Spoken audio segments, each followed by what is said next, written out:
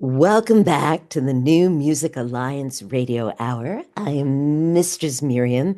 I'm here with Mark and Ramone. It's the famed Mark and Miriam show, and you just heard Jeremy Jordan singing "The Past is Catching Up to Me" from the new Broadway musical The Great Gatsby. And before that, you heard Helen J. Shen singing from the upcoming Broadway production of Maybe Happy Ending, How Not to Be Alone.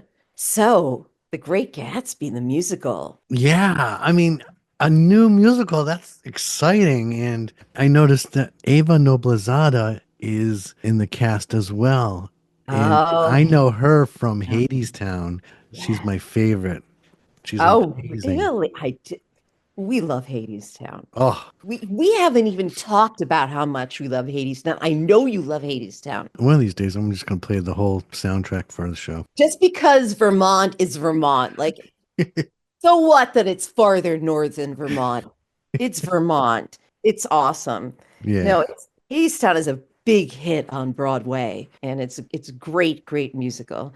And it also has birthed, I haven't been in New York in over 10 years, and there's a whole new generation of young Broadway stars. And this cast, by the way, for Great Gatsby, contains many of those stars. When we talk about musicals, there's the original musical, a musical that's based on, a completely new original story. And then there are musicals that are made out of stories that have already been written, like E.L. Doctorow's. The musical Ragtime, for instance, was made into a musical. The Secret Garden was made into the musical, just some other books. But here's The Great Gatsby, which, of course, just screams to be made into a musical, right? Absolutely. I'm surprised that it's a new musical. I figured they already did it. You would think they already did it. And I'd have to think somewhere along the way, somebody in college or high school or somewhere made The Great Gatsby, the musical, but it never got to Broadway. Jason Howland, who wrote the lyrics and the music, grew up in Williamstown, Massachusetts. Ah, He is a local and also stayed for college and went to Williams College. He's had a very interesting career. He won the Grammy Award for the Best Musical Theater Album for his work in producing the cast recording for Beautiful, the Carole King musical. So this ah. guy knows his way around the recording booth for sure. He knows how to produce albums. So he comes from, that music production background. I think you can really hear it in this, musical. There's something very traditional about the sound of this song and about the sound of this album, but it's very modern too. I was gonna say it sounds like Broadway, and if it's on Broadway now, there's no doubt that this actually sounds like it's professionally Broadway. Yeah, yeah. I mean, there's some, there are definitely new musicals that take the music in a really new direction, something very modern or a new genre. This has a traditional Broadway sound to it, but it is modern. The chord progression is modern. I love the use of the chorus in the back. And, I mean, it's big, it's a lot of sound, it's actors just belting it out. I love And it's produced by Chun-Soo Shin, acclaimed Korean musical producer, five-time winner of Korea's most prestigious theatrical award and OD company president.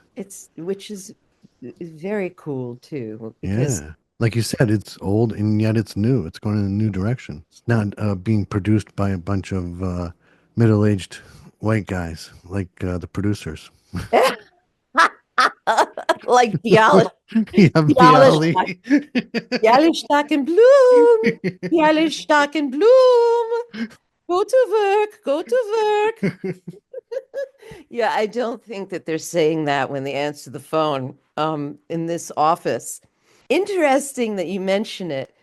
The first song that we play, How to be not alone. It's important that it's that from maybe happy ending. This musical is a Korean musical. It was produced in Korea, first time and won all of these awards in Korea. It is the hottest thing on Broadway. It's been produced in many countries. It's the hottest thing off Broadway, and now it's coming to Broadway with Helen J. Shen, who we hear on this track.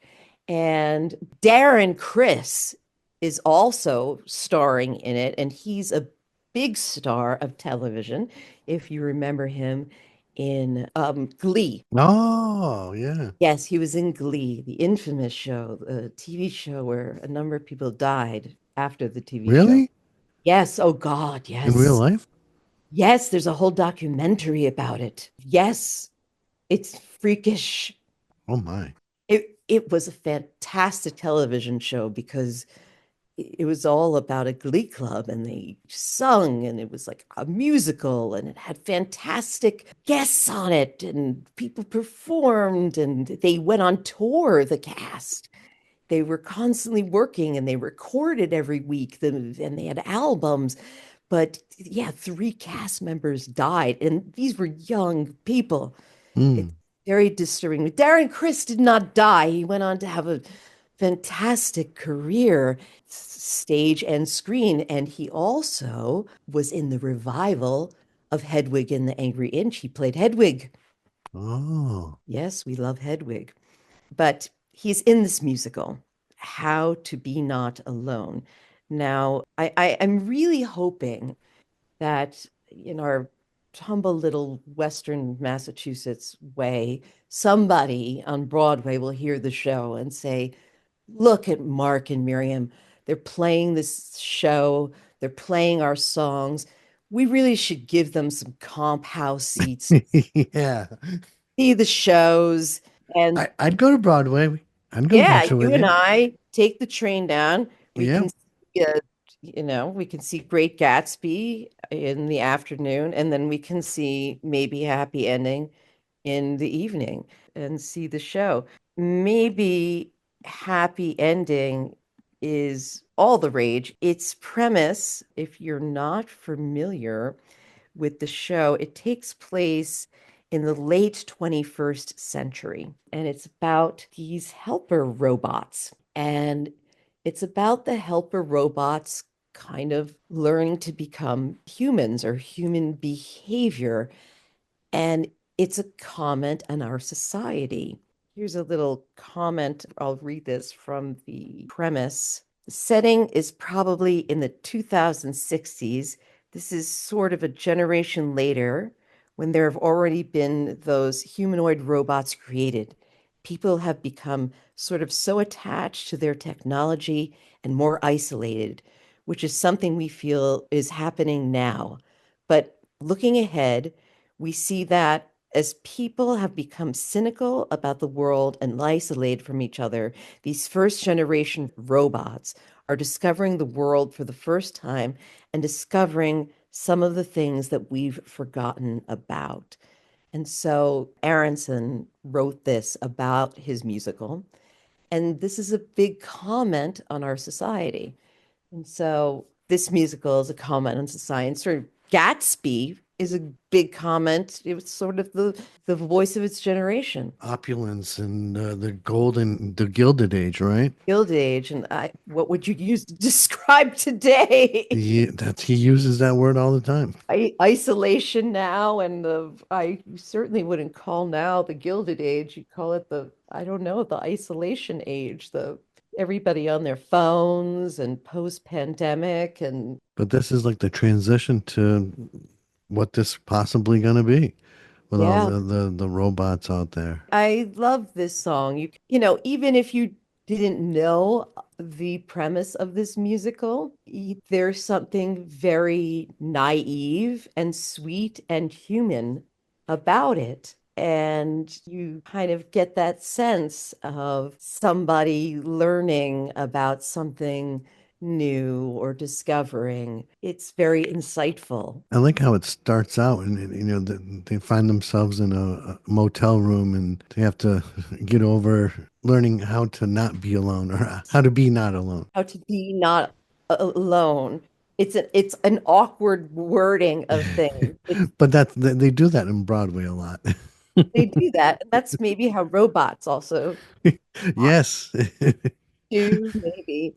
Uh, Note producers, we have not seen the musical and would love to see the musical. Especially if we get comp tickets, yeah. Mark and Miriam show do travel and Road trip. would love to see the shows. Well, Miriam, that was an amazing first block. What do we have coming up next? Two of our very favorite locals are coming up next. Yep. Yes, we're going to hear Louise Coombe off her new album, but we're going to start with Kalliope Jones, Holy, off their new album.